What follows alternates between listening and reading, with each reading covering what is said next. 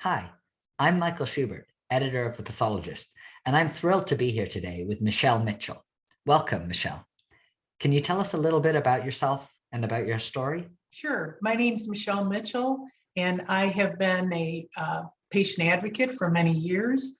And I'm also really honored to be an American Society for Clinical Pathologists patient champion.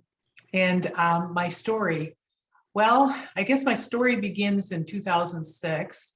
I was diagnosed with breast cancer.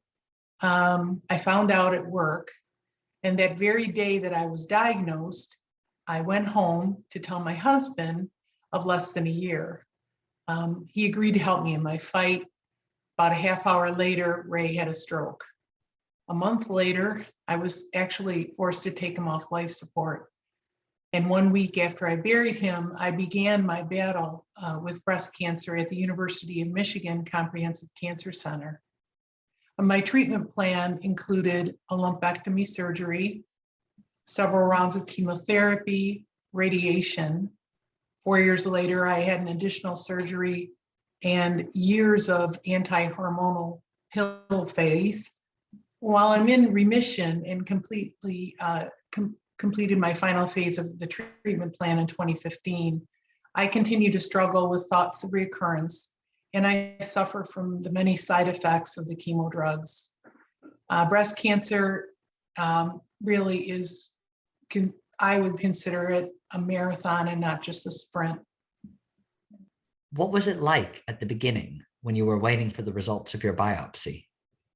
Well, that was very agonizing. It actually took about 2 weeks. At the time, I remember I couldn't eat, I couldn't sleep.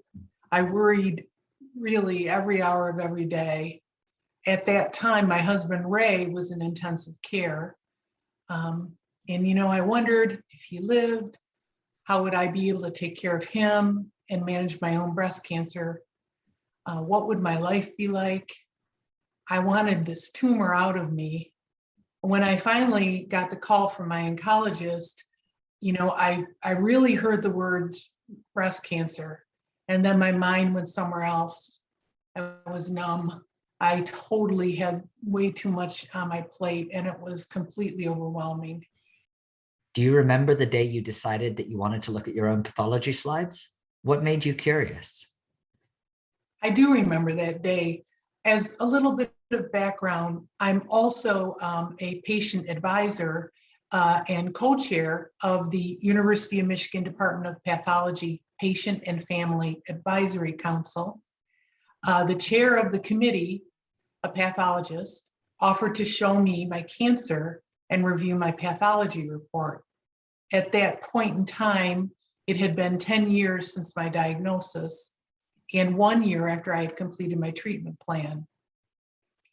What made me curious was that, when I was diagnosed, I never saw my pathology report. I never saw my slides, and I didn't even think I could. I was told my breast cancer had been caught early. So what I knew was that I had something called an invasive ductal carcinoma. I had no lymph node involvement.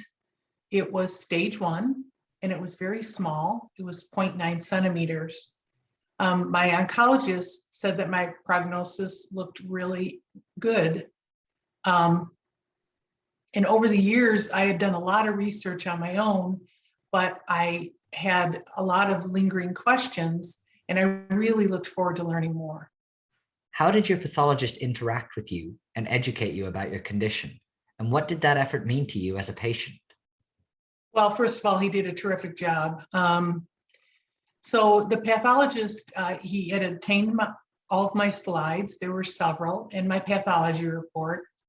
We met in his office, and first he had all of these things digitized. So he put them up on his monitor in his office. And first he showed me what normal tissue looked like. He explained how they stained the slides to determine different characteristics about my tumor. So my tumor was what they called estrogen and progesterone positive, and something called HER2 negative.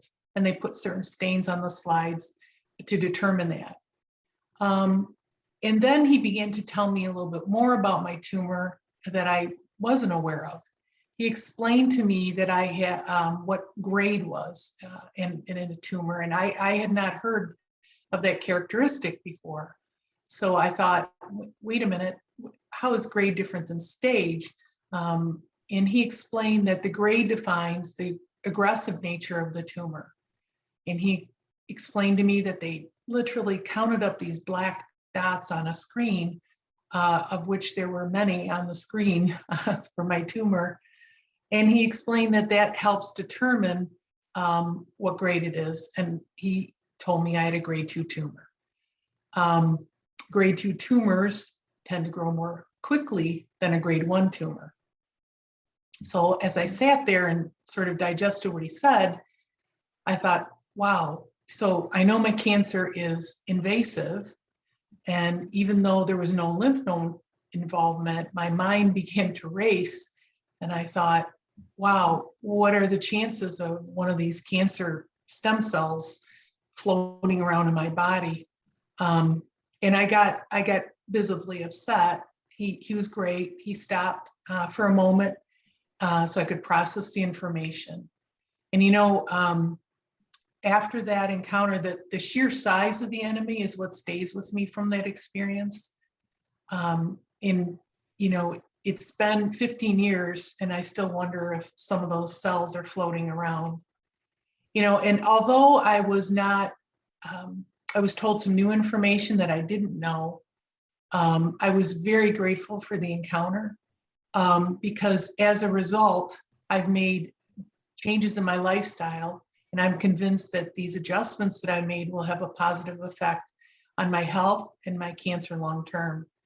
The encounter sort of extended a warm touch in a world filled with barcodes, sterile instruments, and starched white lab coats. And I'm really grateful for the opportunity to have shared that with such a great pathologist.